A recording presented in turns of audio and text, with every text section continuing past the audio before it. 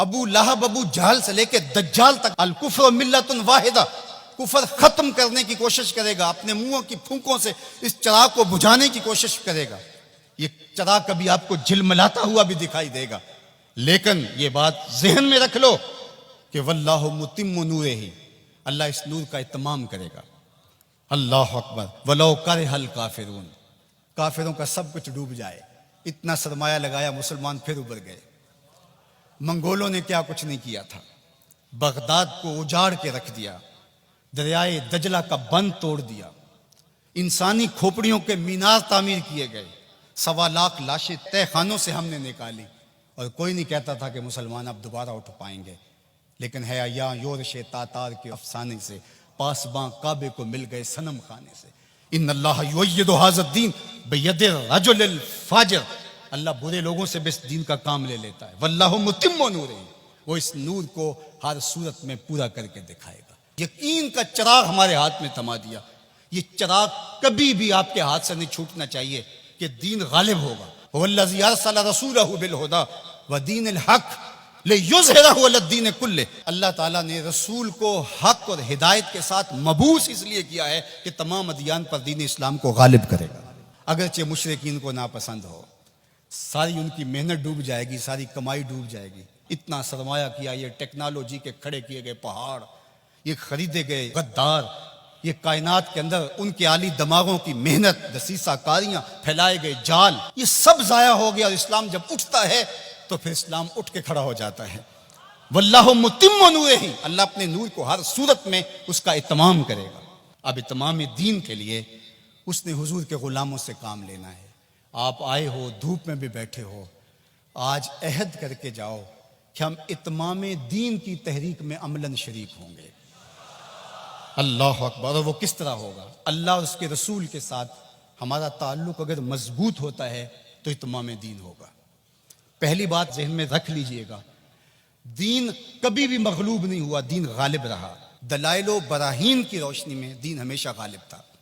سیاسی طور پہ ہم مغلوب ہوئے اور ٹیکنالوجی میں ہم مغلوب ہوئے، مختلف جگہوں پہ مختلف ذرائع میں ہم مغلوب ہوئے، لیکن اپنی فطری صداقت کے اعتبار سے دین کبھی مغلوب نہیں ہوا۔ دیگر عنوانات سے ہماری مغلوبیت ہے، اسلام اپنے فطری مزاج کے ساتھ غالب ہے۔ اللہ اور اس کے رسول کے ساتھ ہمارا تعلق مضبوط ہونا چاہیے، سطحی نہیں ہونا چاہیے، ہمارا تعلق مضبوط ہونا چاہیے۔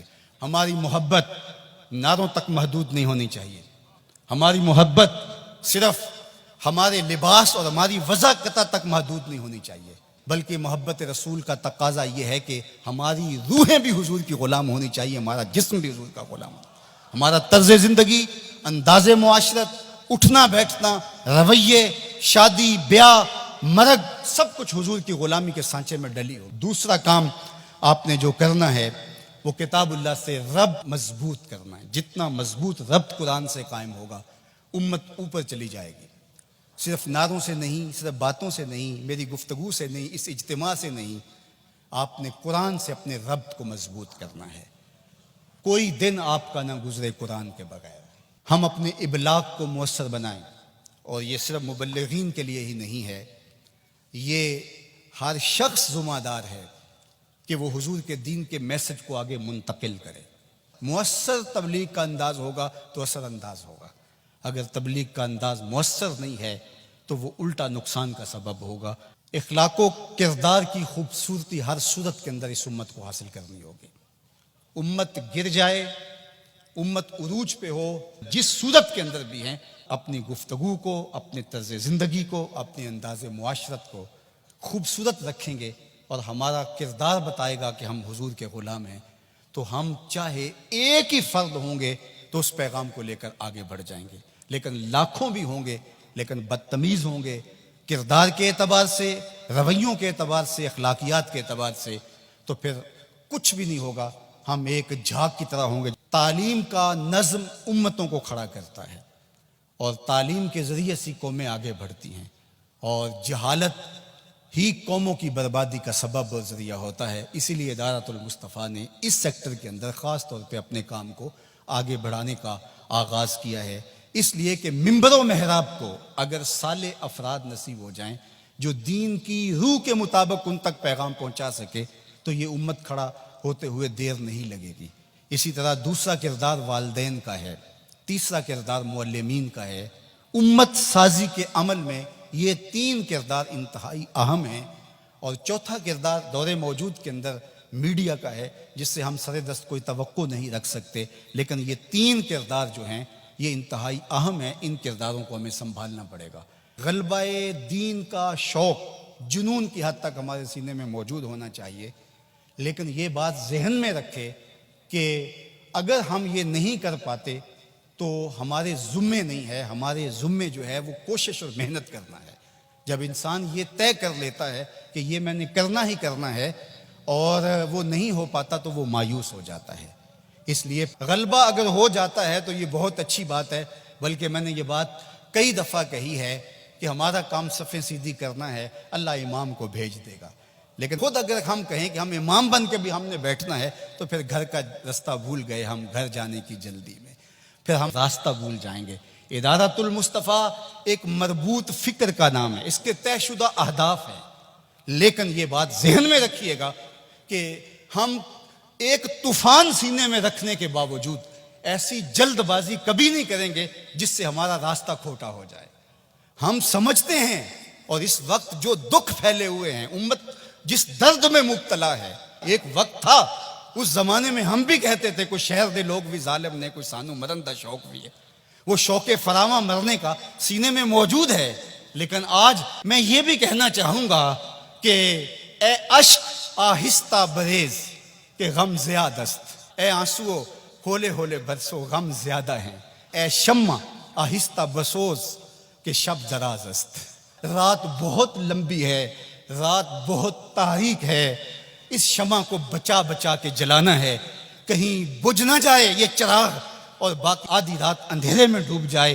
اگر تم چراغ ہدایت ہو، اگر تمہارے دم سے اجالے ہیں، اگر تمہاری وجہ سے اللہ کی مخلوق خیر کی راہوں کو اختیار کر رہی ہے، اگر تم امت کی ضروریات کو سمجھنے کی صلاحیت رکھتے ہو تو پھر ہولی ہولی جلو، اس لیے کہ شب دراز است، رات بہت لمبی ہے، اس لیے ہولے ہولے آہستہ آہستہ منزل کی طرف بڑھتے جاؤ۔ ہاں اٹھنے والا قدم رہے منزل کی طرف، چونٹی کی چال پہ بھی چلو گے تو منزل پہ پہنچ جاؤ گے۔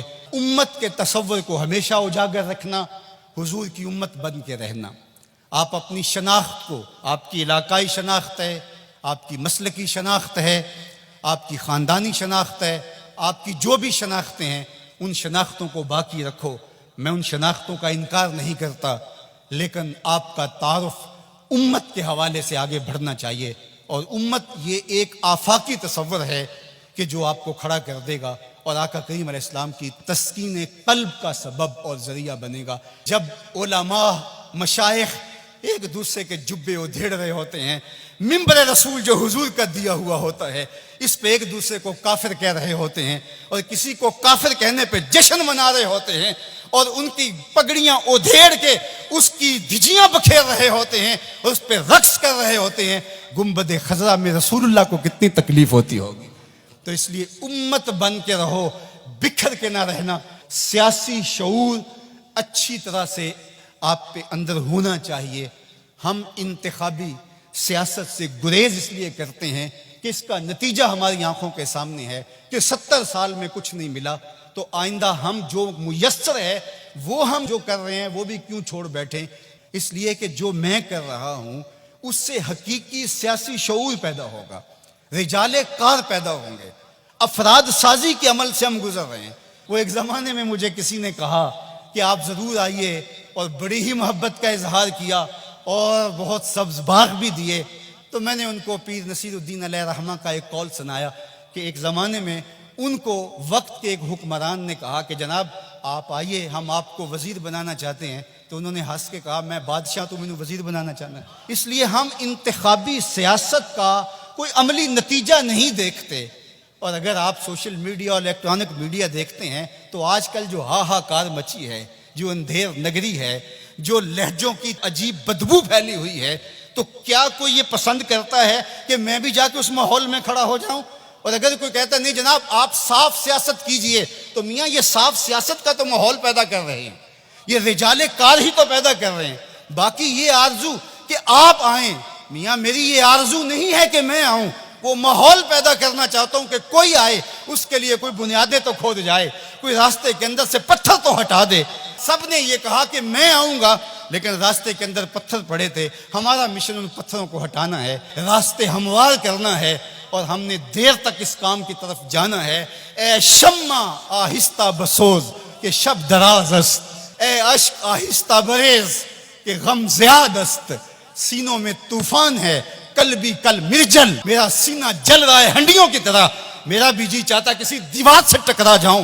ان حالات میں کیا کوئی دیکھ سکتا ہے کہ رسول اللہ کی امت کاٹی جا رہی ہو، بچے ذبح کیے جا رہے ہو فلسطین میں، کشمیر میں، لیکن کیا اس کا علاج میرے پاس سیاست کے میدان میں چھلانگ لگا دینی ہے، جہاں ٹانگیں تڑوا بیٹھوں اور جو میسر ہے وہ بھی نہ کر سکوں؟